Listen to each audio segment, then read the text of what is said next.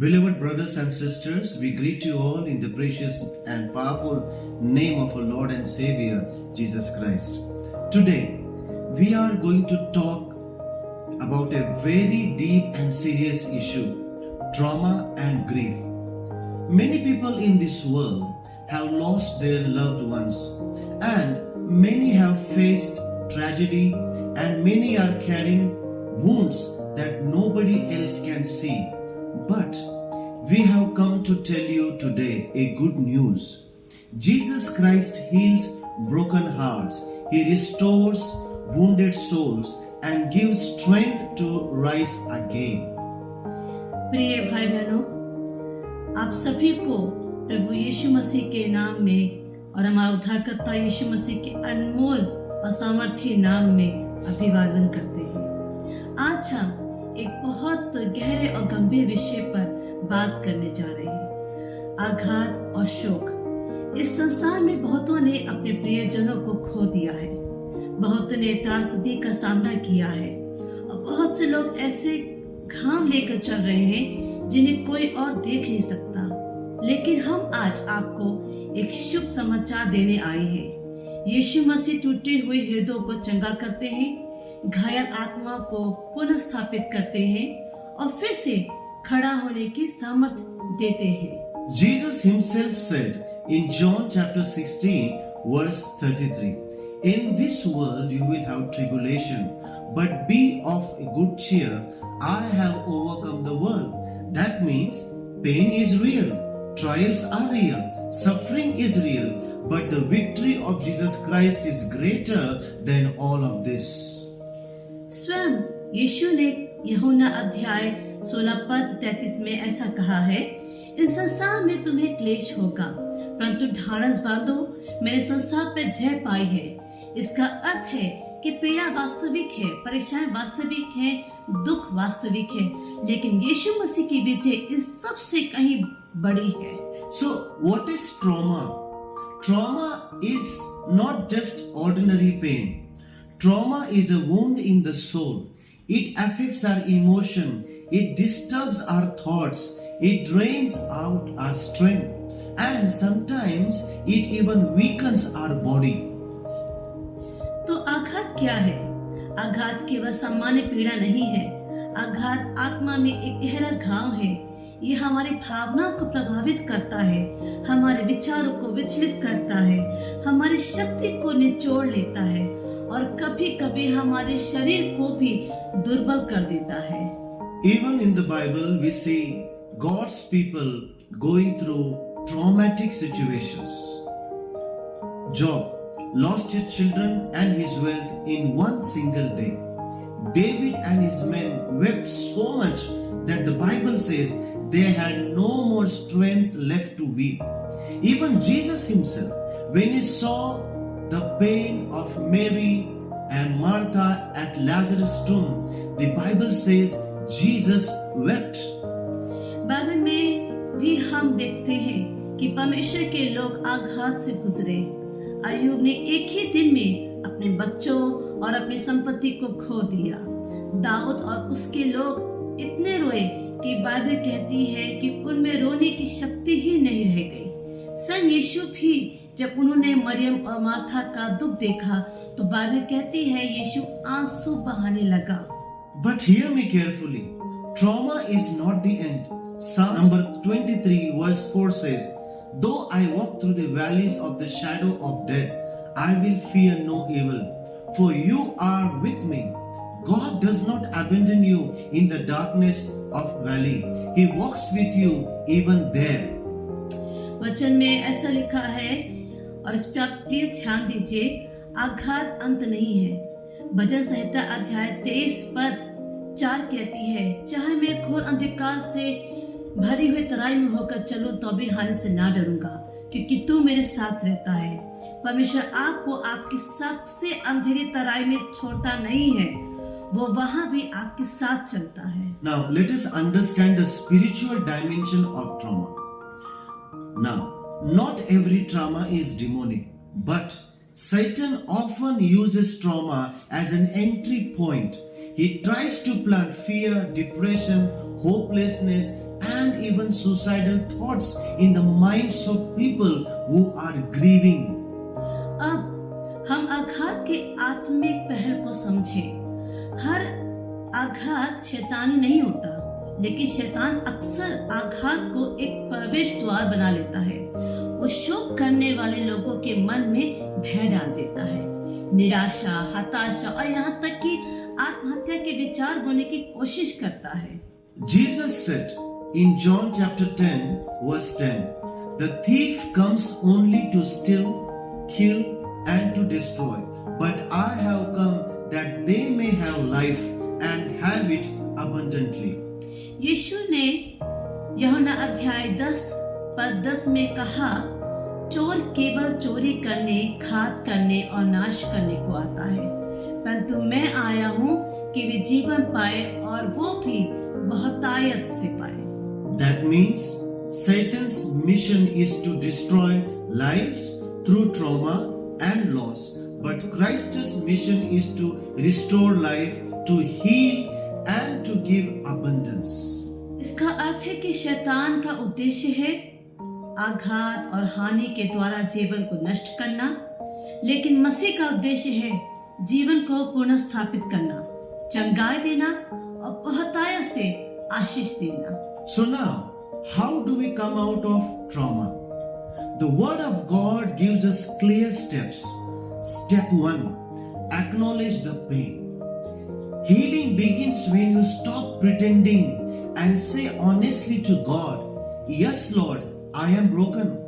Even Jesus wept, and if he wept, it is not a sin for you to cry, but it is dangerous to stay in despair. तो हम आघात से ऐसे कैसे बाहर निकले? परमेश्वर का वचन हमें स्पष्ट कदम देता है। पहला कदम, अपने दर्द को स्वीकार करें। चंगाई तब शुरू होती है जब आप ढोंग करना बंद कर देते हैं और ईमानदारी से परमेश्वर से कहते हैं, हाँ प्रभु, मैं टूटा हुआ हूँ। स्वयं यीशु रोए, और यदि उन्होंने आंसू बहाए तो आपके लिए रोना पाप नहीं है, लेकिन निराशा में बने रहना खतरनाक है। Step 2, exchange your burdens at the cross. Jesus said in Matthew chapter 11 verse 28 to 30, "Come to me, all who you labor and heavy laden, and I will give you rest. Take my yoke upon you and learn from me, for I am gentle and lowly in heart, and you will find rest for your souls. For my yoke is easy and my burden is light." दूसरा कदम, अपना बोझ क्रूस पर रख लीजिए। यीशु ने मत्ती अध्याय 11 पद 28 में से 30 में कहा, हे सब परिश्रम करने वालों और बोझ दबे लोगों, मेरे पास आओ, मैं तुम्हें विश्राम दूंगा। मेरा जुआ अपने ऊपर उठा लो और मुझसे सीखो, क्योंकि मैं नम्र और मन में दीन हूँ, और तुम अपने मनों के लिए विश्राम पाओगे, क्योंकि मेरा जुआ सहज है और मेरा बोझ हल्का है। Step 3, renew your mind with the Word of God. Trauma replaces painful memories like a broken record. But Romans chapter 12 verse 2 says, "Do not be conformed to this world, but be transformed by the renewing of your mind." So, you must replace the lies of the enemy with the truth of God's word. तीसरा कदम, परमेश्वर के वचन में अपने मन को नया कीजिए।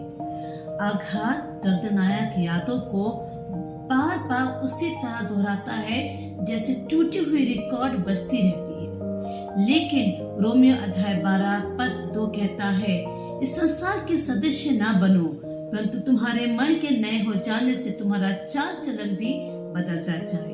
आपको शत्रु के झूठ को परमेश्वर के वचन की सच्चाई से बदलना होगा। Now step number 4, stand in spiritual warfare. Isaiah chapter 61 verse 3 says that God gives us the garment of praise for the spirit of heaviness. When heaviness comes, do not remain silent. Play worship music, sing praises, pray in tongues, and declare the promises of God aloud every day. चौथा कदम, आपने एक युद्ध में खड़े हो जाइए। यशाया अध्याय 61 पद 3 कहता है कि परमेश्वर हमें देता है भारी आत्मा के बदले स्तुति का वस्त्र। जब भारीपन आता है तब चुप मत रहिए, आराधना का संगीत लगाइए, स्तुति के गीत गाइए, आत्मा में प्रार्थना कीजिए और परमेश्वर की प्रतिज्ञाओं को ऊंची आवाज में घोषित कीजिए। शैतान वहां टिक नहीं सकता जहां परमेश्वर की स्तुति उठ रही हो। Now let me give you practical lessons for coming out of trauma. Number 1, stay connected to believers. Do not ever isolate yourself. Number 2, feed daily on the word of God. Number 3, release forgiveness because bitterness will chain you to your pain. Number 4, serve others because healing often comes when you start blessing someone else. And number 5, seek godly counsel, whether from your pastor, apostolic covering, or even a Christian counselor. मैं आपको आघात से निकलने के लिए 5 व्यवहारिक पाठ देना चाहती हूँ। पहला, विश्वासियों के साथ जुड़े रहिए, अपने आप को अलग मत कीजिए। दूसरा, प्रतिदिन परमेश्वर के वचन का भोजन कीजिए। तीसरा, क्षमा कीजिए क्योंकि कड़वाहट आपको आपके दर्द से बांध कर रखेगी। चौथा, दूसरे की सेवा कीजिए क्योंकि अक्सर चंगाई तब आती है जब आप किसी और को आशीर्वाद देते हैं। और पांचवा, परमेश्वर से डरने वाले परामर्श लीजिए, चाहे वो आपके पास्टर हो, प्रेरित हो, अच्छा दान हो या मसीही की परामर्शदाता हो। I declare in the name of Jesus over you, you will not remain in trauma. You will not be buried under sorrow. You will rise again with a powerful testimony. The same God who restored Job will restore you. Double of your trouble. मैं यीशु के नाम से घोषणा करती हूँ, आप आघात में नहीं रहेंगे, आप शोक के नीचे दबे नहीं रहेंगे, आप एक शक्तिशाली गवाही के साथ फिर से उठ खड़े होंगे। वही परमेश्वर जिसने अय्यूब को पुनः स्थापित किया, वही परमेश्वर आपकी विपत्ति के बदले आपको दोगुना आशीष देगा। Romans chapter 15 verse 13 says, May the God of hope fill you with all joy and peace in believing that you may abound in hope, that by the power of the Holy Spirit. Beloved, your trauma is not your end. It is the beginning of your greater testimony. And Jesus Christ is your healer, your restorer, and your strength. Romeo अध्याय 15 और 13 कहता है, आशा का परमेश्वर तुम्हें विश्वास करने में सब प्रकार के आनंद और शांति से परिपूर्ण करे, ताकि तुम पवित्र आत्मा की सामर्थ से आशा में भरपूर हो जाओ। प्रिय भाइयों और बहनों, आपका आघात आपका अंत नहीं है, ये एक बड़ी गवाही की शुरुआत है। यीशु मसीह आपके चंगाई दाता, आपके पुनः स्थापक और आपकी सामर्थ है। May God bless you and heal you. परमेश्वर आपको आशीष दे और चंगाई दे। Amen. आमीन।